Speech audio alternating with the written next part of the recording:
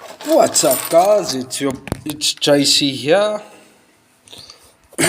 I'm doing a report on. Well, this isn't much of an. Okay, this is an analysis and what I expect from the semis and comparing the the four teams that are playing each other. Quarterfinal games to their opponents' quarterfinal games and doing almost like a prediction with regards to what I expect to happen in the quarterfinals. Okay, I'm going to start this one on the semi-final, on the second semi-final. Okay, South Africa and England. People really believe that this game is straightforward and South Africa are going to cruise through it and make it to the final. I don't see it really turning out that way. If people recall, before Ireland, England were the only European team to beat South Africa in a World Cup, and they did so 20 years ago. Okay? And people forget that since then we've had two finals against England. Okay, you know what? 2019 we thumped them, but 2007, 15-6, England held us. Okay? Right. And also, there hasn't been a team that played us in the World Cup on more occasions than England. This will be the 6th occasion, if I'm not mistaken, that we play England in the World Cup. First World Cup, we beat them in 99. We lost to them in 2003, we beat them in 2007, and we beat them in 2019 final. Sorry, in 2007 we beat them twice. Okay? And then we beat them in the 2019 final. 5 World Cups. 5 World Cup matches against them. Okay? This will be our 6th. Alright? So, what I expect, if you look at your quarterfinals, okay? Let's start with England and Fiji. Okay? Both teams used their game management pretty well in that game. Okay? Now people are saying, yeah, okay, Fiji ran England close. Yeah, they did. Okay? They did. Right? I'll say. But people forget that this Fijian team has beaten England in the warm-ups. Fijian team lost to Wales due to a couple of missed kicks. If Fiji got all their kicks over, they would have beaten Wales. This Fijian team beat Australia. Okay? You can't really count those last 2 games because they coasted and they lost to Portugal. Okay? Now, you look at the England side of the draw. Okay? The English side comfortably beat Argentina. They beat Japan, Chile, and they battled past Samoa. Okay? Sorry about that. You go to that game.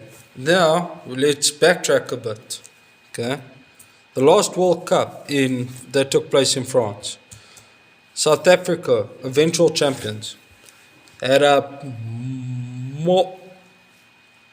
slight, very close banana peel against Tonga. We were up against Fiji in the quarterfinals, and we almost crapped the bed 20 all at one point. We eventually won 37-20. And we won that World Cup, okay?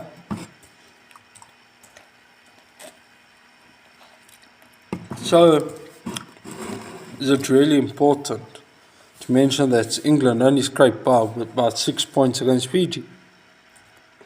Is that really something that you can read into it? Okay?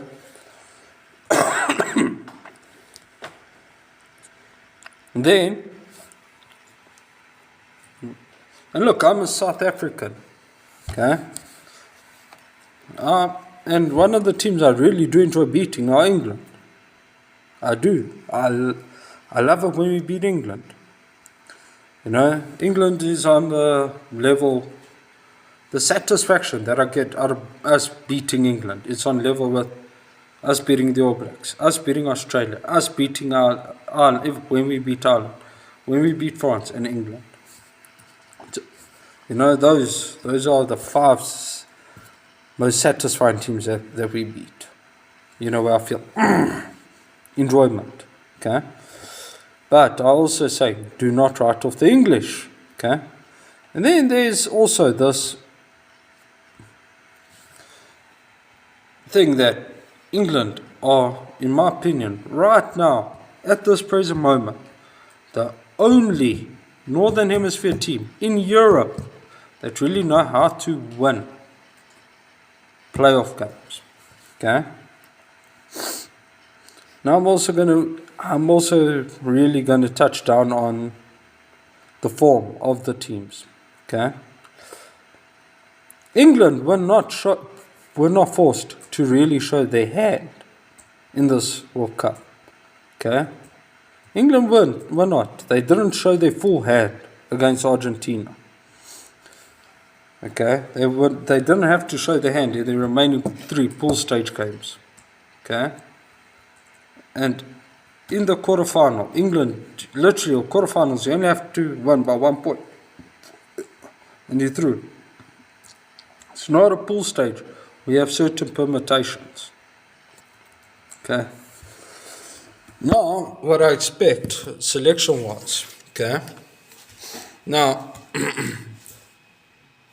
I'm going to also touch on this. England can afford to have a player like Joe Marler on the bench, with that experience on the bench. You know, that is one of your pedigrees that you need in a playoff. You need experience in your starting lineup, and you also equally just as much experience is required on the bench. Reason being, your playoffs are not won in the first 40. Okay? Your first 40, yes, that's important. You know, a full 80-minute game is what you need in a playoff. Okay? But when crunch time comes in the second half, that last 20 minutes, that's crunch time. And that is where your bench is normally on the field. You need experience in that. You need guys that know, listen, we are 10 points down. How do we get past this? We are so much points down. Let's go past it. Okay? Let's see. Or we are even. We need to be the next team to score.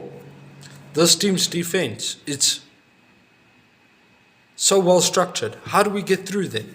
You see what I'm saying? That is very valuable to have on your bench. Okay? Now, what I believe is going to go down. Okay? I cannot read Steve Borthwick's mind. Okay? I don't know Steve Borthwick's selection strategies as well as what I know Rassie's. Okay? But I know against Fiji, he had Farrell at 10, Smith at 15. Okay? Now, those 2 positions are key. Okay? What I personally believe is going to go down for South Africa is Now this is what I would do with Farrell and Smith. What I would do, your 10 and 15, because 10 and 15 are important. Yeah, okay. I'd put Ford at number 10. Farrell, I'll shift to 12. 15, I would put Stewart. I'd leave Marcus Smith on the bench. And I'm not saying Marcus Smith is a bad player. I love Marcus Smith. He has sort of grown to be one of my more favoured European players. Okay? But so with South Africa's box kicking, the crossfield kicks, the territorial kicks, and those things. And the high ball, Freddie Stewart is amazing under the high ball. Okay. Now, there's this, wow, going around about how South Africa beat France, by 1 point. Suddenly South Africa and the All Blacks are two favoured teams to win this World Cup. Okay. I do believe that it will be a South African All Black final. Okay. But English media is writing, yeah, South Africa is suddenly playing beautiful rugby and so on and such forth.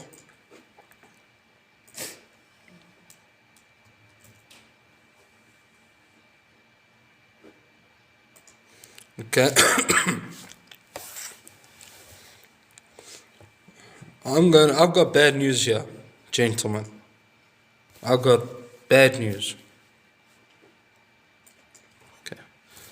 Well, I actually have good news and then I've got bad news. Good news is South Africa have the pedigree and the recipe of how to beat England. But the bad news is it's not the way we beat the French. Not by a long shot. Okay. Against France, South Africa played two different styles of rugby in the first half and second half. Okay. First half, South Africa played open game. Right? We scored three tries. You know what? Okay, we were down at half time. Second half, we brought on our bench. And our bench changed our entire game plan completely. We slowed the game down. How can I say, we grounded out with the French. It was a dogfight in this second half. Okay. Now against England. Okay. South Africa need to work off their forwards. Against France, South Africa has proven in the first half, you don't really need that forward dominance for us to go out wide, swinging the ball out wide. We didn't even really have to swing the ball out wide. All three of our tries came from counter-attacks.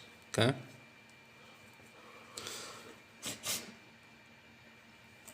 I believe, look, the French defense is brilliant. Over the course of the last 4 years, it's almost an injustice that France were beaten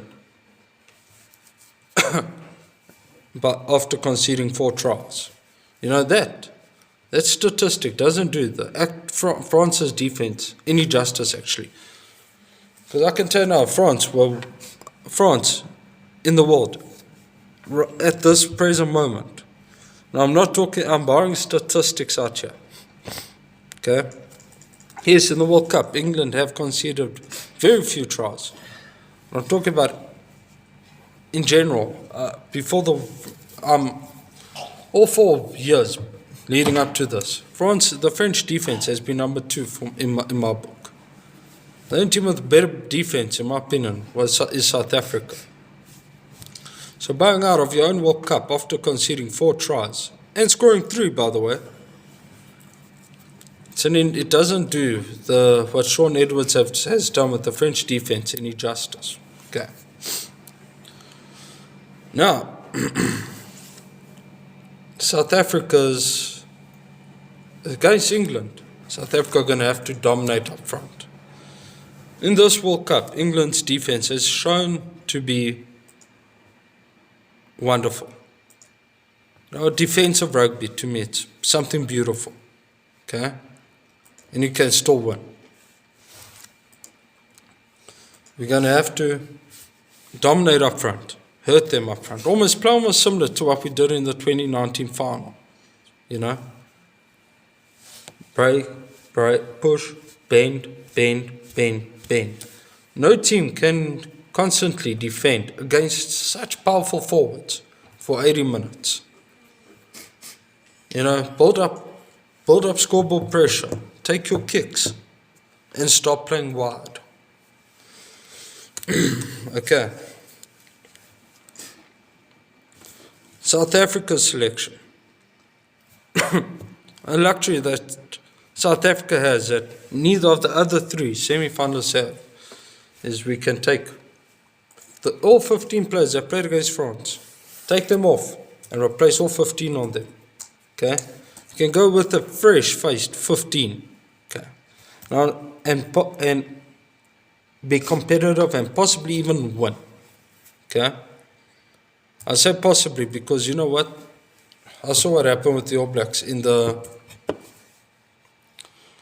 2007 quarterfinal, thinking they can send a B team against the French. Take a 13-3 lead and then lose the game. And that All Black team had depth.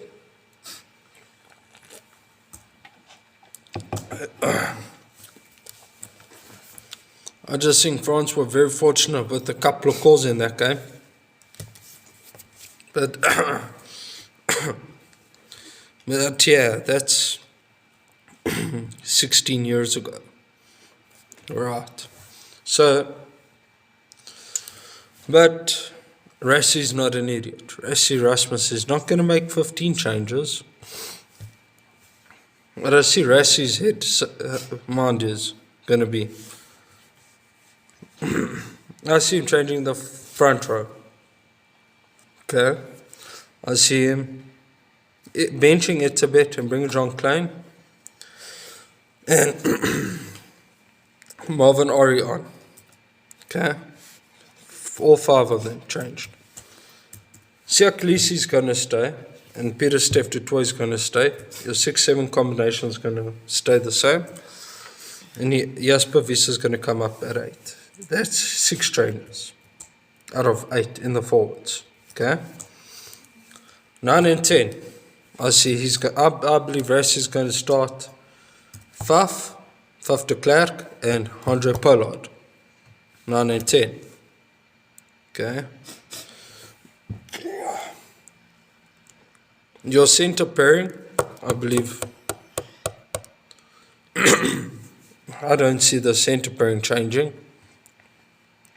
Unless you bring on Laquania and Kane Moody.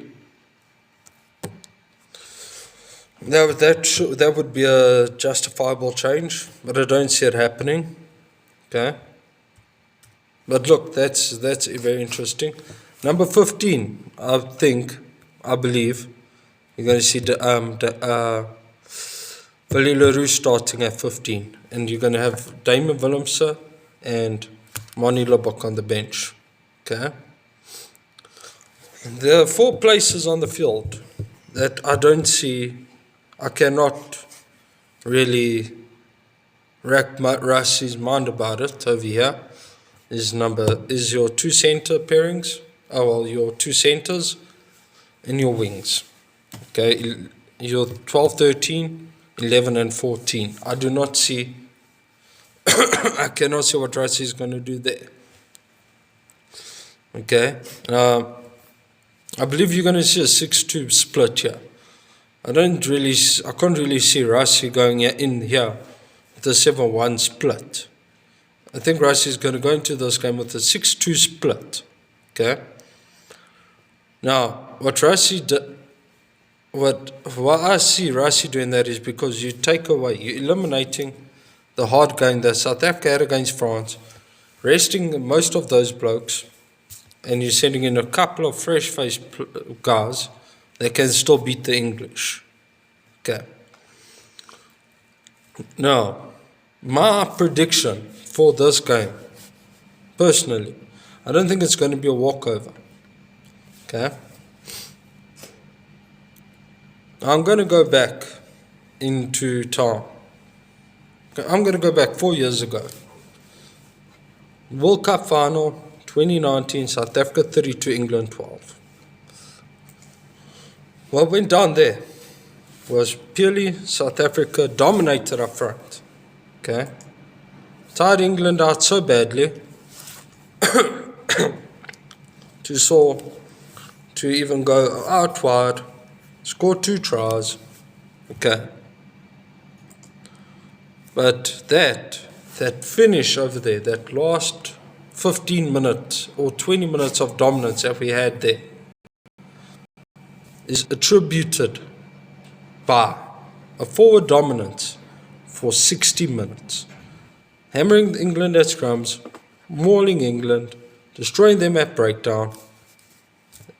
It's there. That's how we won. I go back 2 years later, 2021, England beat South Africa because South Africa thought, okay, cool, we're going to go expansive from start to finish. You cannot do that against the English. You can't. You're gonna lose. Well, you may not even lose, but you're gonna have a hard time. You're gonna expose yourself. Okay.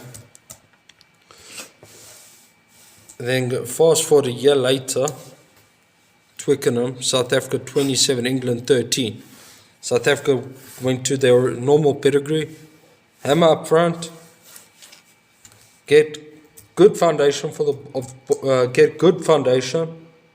from a forward attack for your backs to play. Right, that is what I see happening in the semi-final. Now, if England want to beat South Africa, you're going to have to be able to, I'm not saying beat them up front, but match them up front. Nullify that impact that the forwards have. Okay. South Africa 10-1 going to go wide. England have a wonderful defensive system.